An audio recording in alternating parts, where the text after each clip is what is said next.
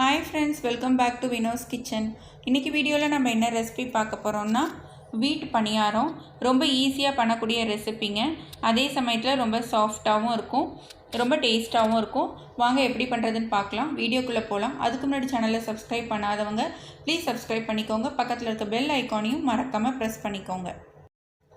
இந்த பணியாரத்துக்கு தேவையான வெல்ல பாகு வந்து ஃபர்ஸ்ட் ரெடி பண்ணிக்கலாம். ஒரு பாத்திரத்துல 1/4 கப் அளவு தூள் பண்ண வெல்லத்தை சேர்த்துக்கோங்க. அதோட 1/2 கப் அளவு தண்ணி சேர்த்து நல்லா கொதிக்க விடுங்க.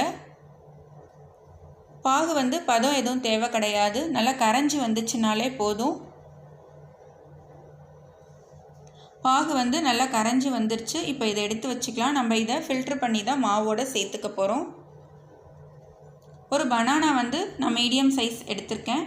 இதோட சின்ன பழமாக நீங்கள் எடுத்துக்கிட்டிங்கன்னா 2 எடுத்துக்கலாம். நான் இப்போ ஒரு பழத்தை வந்து மிக்ஸி ஜாரில் கட் பண்ணி சேர்த்துக்கிறேன். இதை நல்லா அரைச்சி எடுத்துக்கோங்க பேஸ்ட்டாக. இதை ஒரு பவுலுக்கு மாற்றிக்கோங்க. இந்த வாழைப்பழத்தோட 1 கப் அளவு கோதுமை மாவு சேர்த்துக்கோங்க. 1/4 கப் அளவு அரிசி மாவு சேர்த்துக்கோங்க. 1/4 டீஸ்பூன் அளவு ஏலக்காய் தூள் சேர்த்துக்கோங்க. நல்ல வாசனையாக இருக்கும் பணியாரம். ஒரு பிஞ்ச் அளவு சால்ட்டு சேர்த்துக்கோங்க. இப்போ நம்ம ரெடி பண்ணி வச்சுருக்கிற வெள்ளை பாகை வந்து இதில் ஃபில்டர் பண்ணி சேர்த்துக்கலாம். டஸ்ட் ஏதாவது இருந்ததுன்னா ஃபில்டர் ஆகிடும். அதுக்காக தான் நம்ம வந்து ஃபில்டர் பண்ணி சேர்த்துக்கிறது. ஃபஸ்ட்டு இந்த பாகோட மாவை வந்து நல்லா மிக்ஸ் பண்ணிக்கோங்க. தண்ணி எதுவும் ஃபஸ்ட்டு நீங்கள் சேர்க்க வேண்டாம். எவ்வளோ அளவு தேவைப்படுதோ அதுக்கு தகுந்த மாதிரி பார்த்துட்டு நம்ம ஆட் பண்ணிக்கலாம் தண்ணி. நல்லா மிக்ஸ் பண்ணி விடுங்க. பாருங்கள், இப்போ தண்ணி வந்து கண்டிப்பாக தேவைப்படும். ஒரு 1/4 கப் அளவு தண்ணி சேர்க்குறேன் நான். தண்ணி சேர்த்து நல்லா மிக்ஸ் பண்ணிக்கோங்க.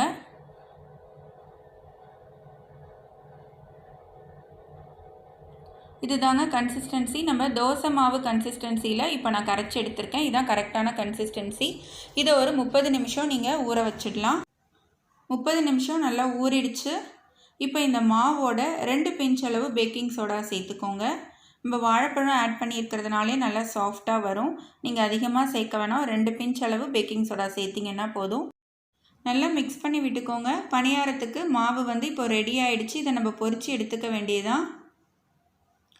தேவையான அளவு பொரிக்கிறதுக்கு எண்ணெய் வச்சுக்கோங்க. எண்ணெய் வந்து மிதமான சூட்டில் இருக்கும்போது ஒரு கரண்டி அளவு மாவு எடுத்து இந்த மாதிரி எண்ணெயில் ஊற்றுங்க.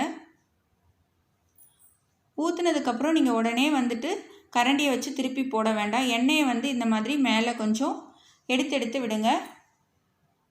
அதுவே பணியாரம் மேலே வரும். வந்ததுக்கப்புறம் தான் நம்ம திருப்பி போடணும். வந்துருச்சு பாருங்கள். இப்போது நம்ம திருப்பி போட்டோம்னா போதும். நீங்கள் அகலமான பாத்திரத்தில் வச்சுருந்தீங்கன்னா அட் அ டைமில் 2-3 பணியாரம் ஒரே சமயத்தில் ஊற்றிடலாம். நான் குழியான பாத்திரத்தில் கடாயில் வச்சுருக்கேங்கிறதுனால ஒன்று மேலே வந்ததுக்கப்புறம் அடுத்ததை வந்து ஊற்றுறேன். பாருங்கள், அடுத்ததும் வந்து மேலே வந்துருச்சு. இப்போ திருப்பி போட்டுட்டு ஒன்று ஒன்றா இந்த மாதிரி நீங்கள் பொரித்து எடுக்க வேண்டியதுதான். ஆனால் ஃபஸ்ட் டைம் வந்து நீங்கள் எப்படி மிதமான சூட்டில் வைக்கிறீங்களோ அதே மாதிரியே லாஸ்ட் வரைக்கும் நீங்கள் வச்சு பொரித்து எடுக்கணும்.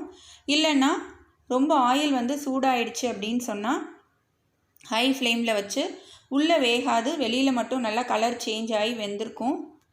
அதனால தான் நான் வந்துட்டு மிதமான சூட்டில் ஒரே லெவல்லே வந்து நீங்கள் ஃப்ளேம் வச்சுருக்கணும்னு சொல்கிறேன். இப்போ பாருங்கள், நம்ம ஃபஸ்ட்டு போட்ட பணியாரம் நல்லா கலர் சேஞ்ச் ஆகி வந்துச்சு. நம்ம ஊற்றின 3 பணியாரமுமே நல்லா மேலே வந்துருச்சு. நான் இப்போ அடுத்தது ஊற்றுறேன். இந்த மாதிரியே நீங்கள் 1 by 1 நீங்கள் பொரித்து எடுத்துக்கலாம். ஃபஸ்ட்டு ஊற்றின பணியாரம் நல்லா வெந்து வந்துருச்சு. நல்லா குண்டு குண்டுன்னு இருக்குது பாருங்கள். அதே அளவு சாஃப்ட்னஸ் உள்ளேயும் இருக்கும். 30 நிமிஷம் நான் வந்து மாவை ஊற வச்சுருந்தேன். அந்த மாதிரி ஊற வைக்கணும்னு கிடையாது. டைம் இல்லைன்னா நீங்கள் உடனே மாவை கரைச்சி உடனே பணியாரம் செய்யலாம். இந்த மாதிரி ஃப்ளஃபியாகவும் சாஃப்டாகவும் அதே டேஸ்ட்லேயும் வரும். ஈவினிங் குழந்தைங்க ஸ்கூல்லேருந்து வரும்போது இந்த மாதிரி கோதுமை மாவில் செஞ்சு கொடுக்கும்போது அவங்களுக்கு ஹெல்த்தியாகவும் இருக்கும். கண்டிப்பாக இந்த ரெசிபியை நீங்கள் வீட்டில் ட்ரை பண்ணுங்கள். உங்களுக்கு வந்து இந்த ரெசிபி பிடிச்சிருந்ததுன்னா லைக் பண்ணுங்கள், ஷேர் பண்ணுங்கள். எப்படி இருந்துச்சுன்னு எனக்கு கமெண்ட் பண்ணுங்கள்.